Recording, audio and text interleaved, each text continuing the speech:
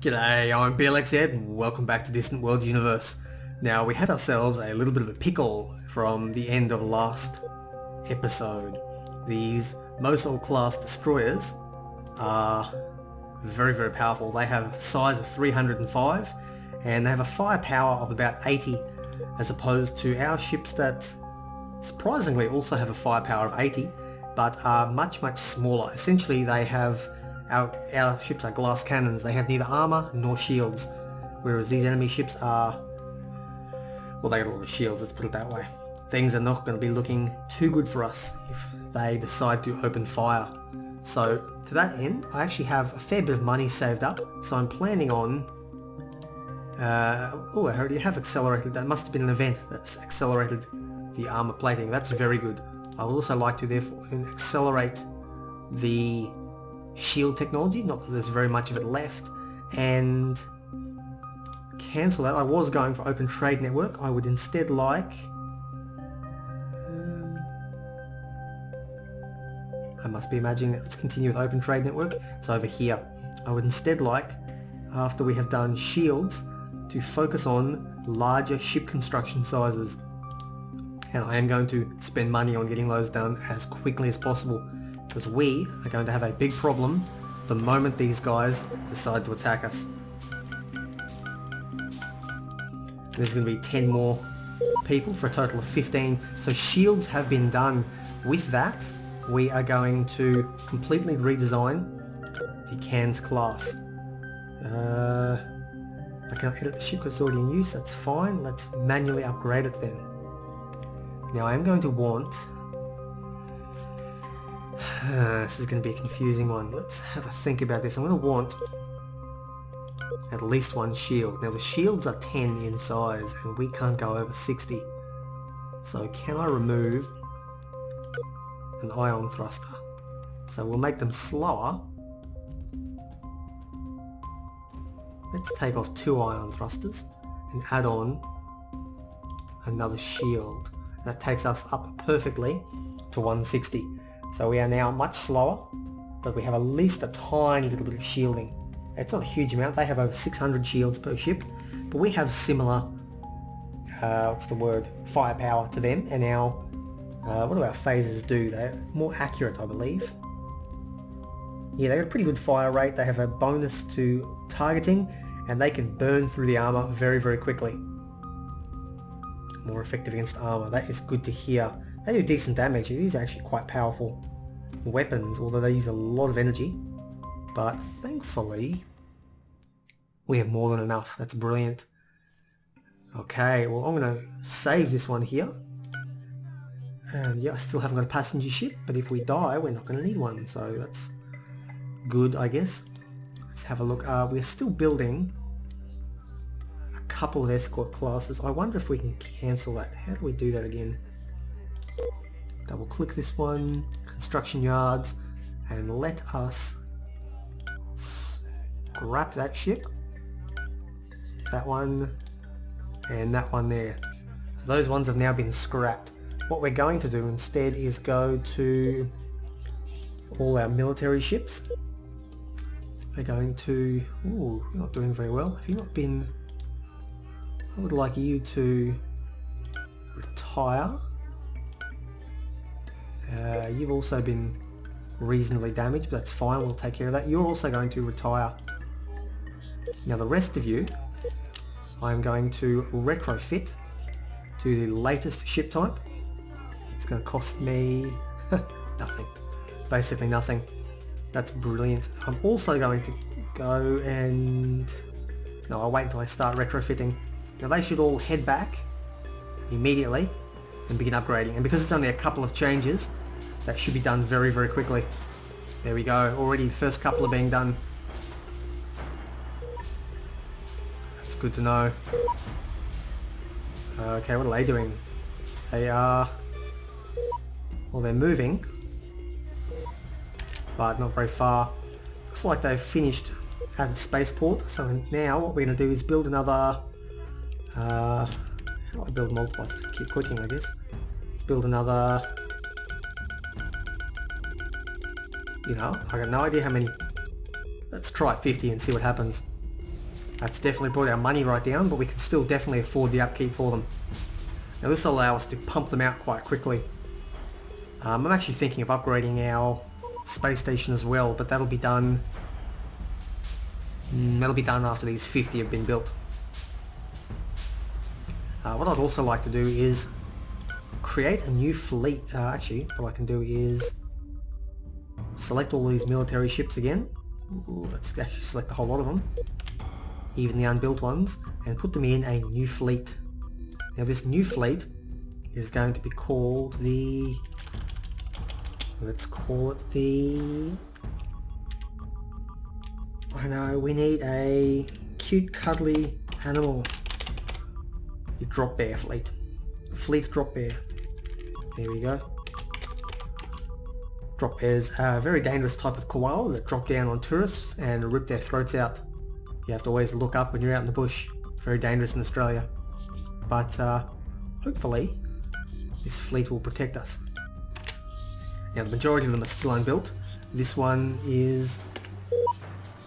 what is wrong with this one? It's got a speed of 3. Alrighty, it's been heavily damaged by something, probably by... oh, shit. What's going on now? So the Artuks are actually at war with these people. The Artuks are at war and... well, they're still technically friendly with us. Although they're not very happy for some reason. Why are they not happy? They are... it's a terrible background colour. Oh, they want to take us over. That's alright then. We want to take them over too. So there is a battle. Let's slow things down a little bit, and that background volume may well be very loud, so I think I'm actually going to turn that right down for the time being. Hopefully that's not too quiet now, but I'll show that it'll get balanced out in the next video. Looks like they lost that battle. Their ships have a firepower of only 35, so they're low tech like us. They're probably a little bit better tech. They seem to have decent shields, and oh, they've got numbers. This could be interesting. Let's speed up slightly. This is quite a fleet. They have come and actually helped us out. You can probably hear a scratching sound. That is my cat playing with possibly the top of a beer bottle. No idea where he got that. Drinking problem already. But I think they might have actually won. Well, they've driven them off at least. Where have they driven them off to? We don't know. Out of the system. That's brilliant. Is the ship broken? Or is it still just escaping? Looks like it's escaping. They're going to charge up their hyperdrive before, yeah, they got out of there. Oh no, it didn't get very far. They only made a short jump before their hyperdrive was struck by a missile. That's brilliant. That is very, very good news. So we can bring this fleet that we've got, and we can actually bring them back and station them around our home. We need more weaponry though. We've got armor plating, that's good, but I won't put that on just yet because our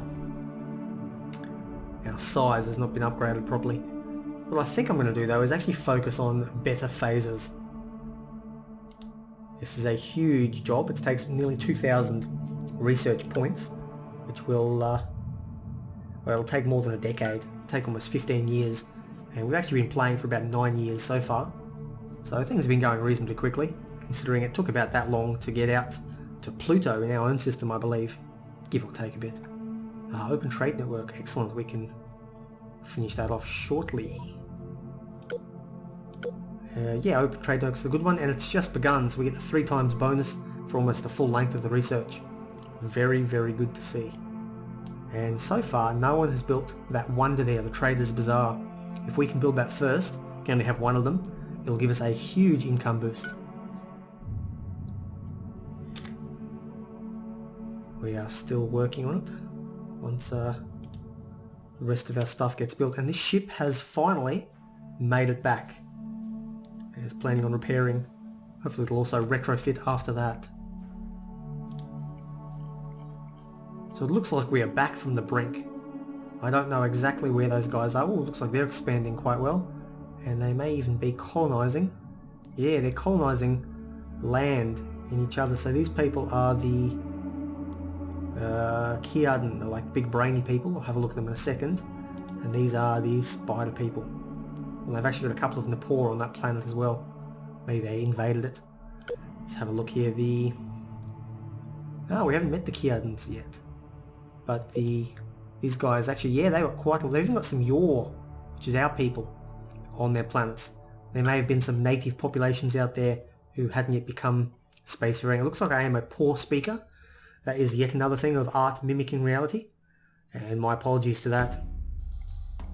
But you've put up with my droning for, what are we in now, 3 episodes? I'm sure you can manage for just that a little bit longer. Looks like the blockade has well ended though. So our fleet now, we've only got another 1 or 2 more batches worth of construction to come out, and we have a fully active fleet. Let's have a quick look. Our military strength has shot right up. We're still well behind a whole range of other people, and these guys are actually come right back. The Atuks are stronger than them. So the Atuks have numbers. They're very stupid, but they breed prolifically. They are definitely a numbers race. They're a bit like little Zerg, little dumb Ewoks or something, I suppose. Charge out and overwhelm with numbers. And 2 more to go, and then we've finished our fleet. A monetary gift, thank you very much. I wonder if you would consider you're pleased with us, we're friendly, they like us. I wonder if you would consider a mutual defense pact. They do not desire it at this time, and that is because we are still pathetically weak, not really able to defend ourselves. They are much stronger than us, and also distance plays a part. Obviously those distances will seem a lot smaller in the future as we get our, as we get our hyperdrives upgraded. But let's set up some actions for this fleet. So they are going to be a defensive fleet operating within the system, and I'm going to set their homeworld, nope, that's the wrong word, sets. How do you do that? Maybe it's in here. Has been some time since I've played this game. Yeah, there we go. Set home colony to be Eklamoy. That's done. Wonder if I should rename this colony yet. Yeah, I'll do it later. Haven't got any good ideas for it just yet, because I haven't actually posted any of these episodes up. This is still all that first recording session. And thankfully, things seem to be going at least moderately well.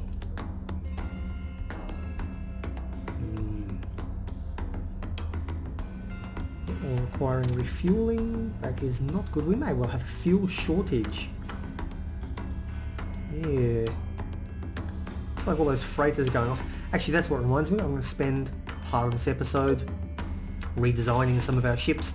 So first of all, our exploration ships. Let's auto upgrade, and yeah, there are a few changes. Probably the reactors. What I would like to do is stick on a warp bubble generator. Still don't have the resources for it. Carbon fibre, helium and steel. I wonder if we got any carbon fibre. That's normally the first thing to run out. The Wallaby Mark II is going to have one of these babies on. It's definitely going to need a hell of a lot more. What's the word? Energy. Where's the energy come from? The reactors are down here. Let's throw a couple of fission reactors on. We also need helium and steel. Well, I'm certain we have a supply of steel, which probably means helium is the one we're missing, which is, well, it's not too bad. I'm sure we can find that somewhere. So that means we probably have a source of carbon fibre. There we go, maximum. We have enough energy now to go up to 2,000, and our size is getting a bit big, but it seems maybe we've upgraded it, I didn't notice.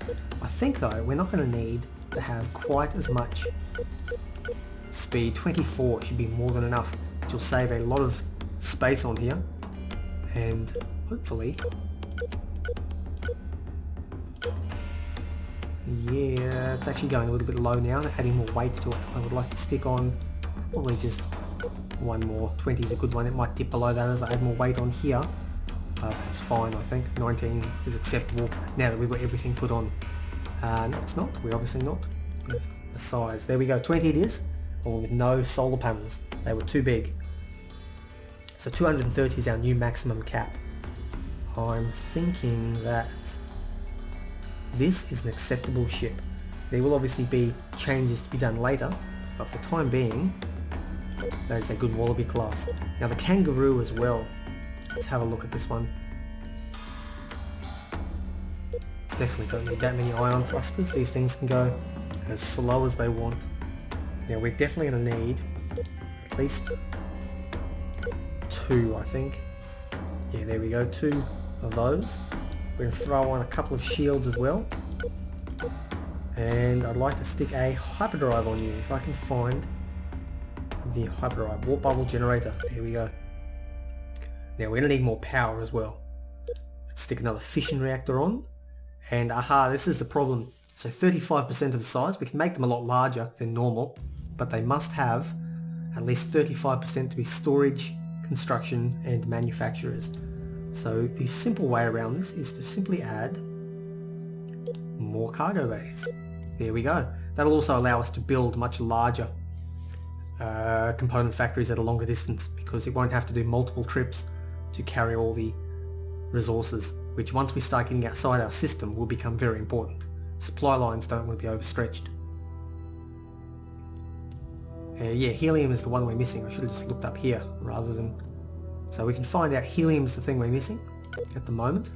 There's probably a few more out there we're missing, but helium for this particular ship. And what did I want to do now? Oh, of course, the private ships. Now these guys will automatically retrofit, but we're going to need to upgrade our freighters and our gas mining ships. Now there's a few upgrades that can be done, but they're also going to need to have a hyperdrive. Stick our warp bubble on. There we go, that's not maximum speed by our long stretch, so we're going to need more fission reactors. Here we go, 2000. And I'll leave everything else as is. The computer's done a good enough job there.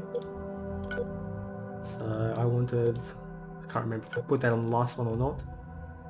But let's go warp bubble generator. And a couple of fission reactors. And this one needs HAB as well now, because it's a bit bigger. So a HAB module and a life support. And there we go. And for our final ship, let's put our large heavy freighters. These could be quite large later on. I like to make them extra big. Let's actually take that weapon off and put a Stinger beam on. Has longer range, more accuracy, and is going to do a lot more damage. I won't worry about the energy thing on this one, but we're going to need probably at least 2 of those and a warp bubble generator. This is... it's a tiny bit too big. I could always take the weapon off, but that will not be a big enough change. The other option, of course, is to simply leave it there. They won't be able to build it, but as soon as we unlock the larger ship class, they will be able to resume construction of them. And of course here we're going to need a warp bubble generator and at least 2 more of these. There we go. That's that one done. And now the final. I know it's taken a while. This is a bit of repetition. That's the problem with doing it all manually. You get a much better efficiency out of your vehicles, but it does take more work. And I wonder if actually we've got enough space. Too much work. In fact, I'm not bothered right now. I might do that later in a later refit. But there we go. We have all these ships are all nice and ready. We still don't have a passenger ship, but at some point we will get a what's the word? We will get a new colony. So the interesting thing about these civilian ships is that they pay me they buy the resources off me and they pay me to build them. So if I actually tell them to retrofit, I will actually gain a certain amount of money. It's not really a hack because there is a limit to their money, but it is something to keep in mind. If you desperately need just a tiny little bit more, you can actually end up retrofitting some of their ships just to gain a tiny little bit to push you over the edge. But they will go back and that will retrofit. And I'm also going to want to... Let's find out my exploration ships. Both of you are going to retrofit. I thought I had a third one, but the third one must have been destroyed, or maybe I never built it. And finally, construction yards. That'll do. These two.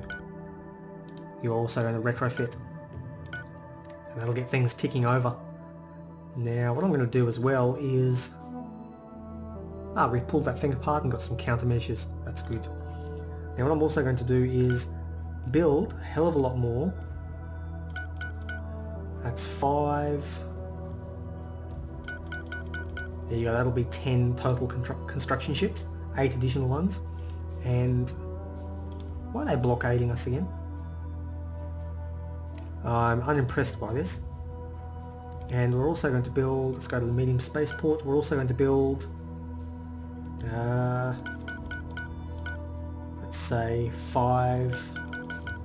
10 more exploration ships. That'll be more than enough.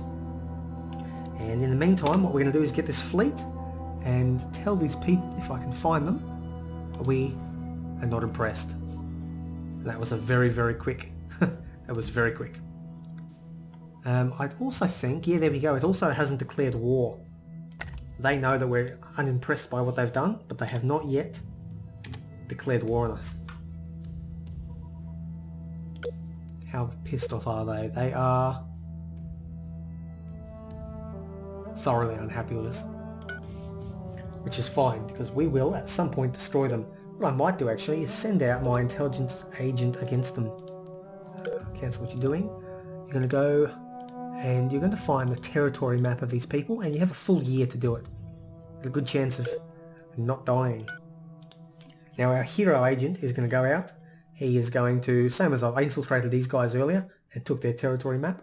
He's going to find them wherever they are and pull out the map of all their current locations and bases. Now it doesn't mean I can see into them. I'm still covered by the fog of war. I can take their operations map, which is more difficult and will allow me to see them for a short amount of time. But the territory map will at least let me know where they are. Now I may end up taking these guys out in the near future. Definitely concerned about how things are going, but once that's finished, I think I'm going to queue up a colonization module, and that may well be where we take off next episode. Oh, there we go, so countermeasures, we got half of that. It's not bad for the sacrifice of one enemy ship. And all our, yeah, they're all coming back to be retrofitted. No they're not. Civilian ships, where are...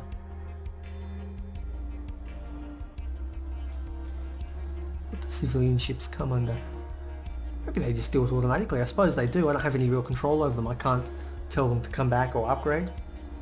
These ships will just do it on their own. And obviously some of them are jumping around. You can see some jumps going. Anyway, we'll see how that goes. But anyway, I believe this is a good time to call this episode. We did manage to survive.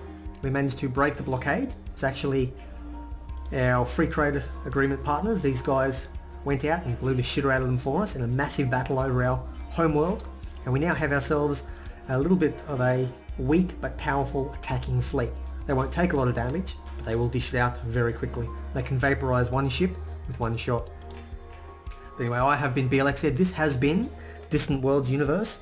And it has been a bit of a bumpy roller coaster ride, but there we go. We have unlocked a new wonder we can build, and we'll begin construction. We'll begin construction of that wonder next episode. I've been Blxz. This has been Distant Worlds Universe. Make sure to click that like button if you do indeed enjoy the content, and click that big red subscribe button down the bottom if you have not yet subscribed this far. And of course, if you don't like the content, click that thumbs down button, but make sure to drop a comment and let me know exactly why you clicked that button. Take care, and I'll see you next time.